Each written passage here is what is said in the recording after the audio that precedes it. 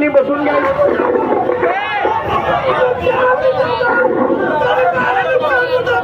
अरे पोलिसों की तानाशाही नहीं चलेगी, अरे पोलिसों की गुंडागर्दी नहीं चलेगी, अरे पोलिसों की दादागिरी नहीं चलेगी।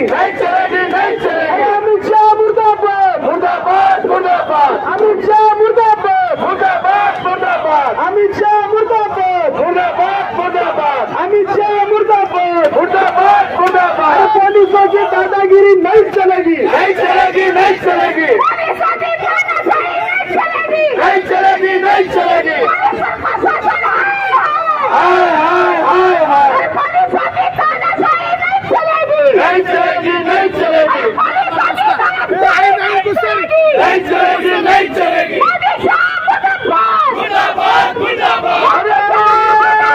वंचिताचे, आदिवासीचे, श्रमिकाचे, शेतमजुराचे, शेतकऱ्याचे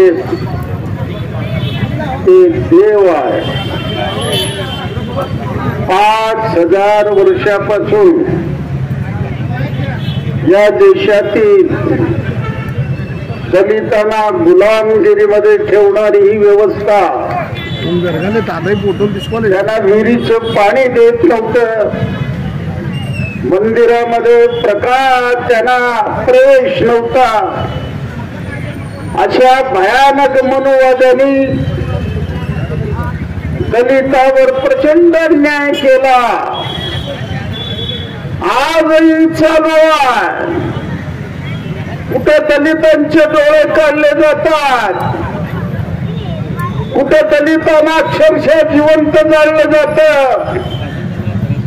कुठे दलितांना बंदी घातली जाते। इतके भयानक अत्याचार या देशामध्ये दलित आणि आदिवासीवर चालू आहे। आणि या देशामध्ये मनुला मानणाऱ्या लोकांचं राज्य गेले 10 वर्षापासून आपल्या देशामध्ये आहे। परवा राज्यसभेमध्ये आपल्या घटनेला 75 वर्ष पूर्ण झाल्याबद्दल चर्चा चालू होती। देशाचे गृहमंत्री म्हणतात आंबेडकर म्हणणं फॅशन झालेला, आंबेडकर आंबेडकर। इतक्या वेळा जर तुम्ही देवाचं नाव घेतलं तर स्वर्ग लाभेल, असे भयानक उद्गार, मनुवादीचे उद्गार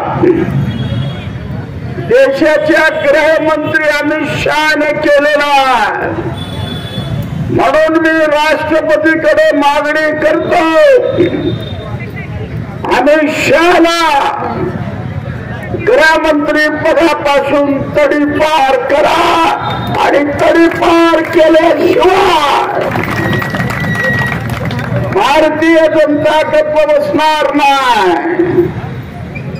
कारण त्यांना गुजरात मध्ये तडीपार केलेला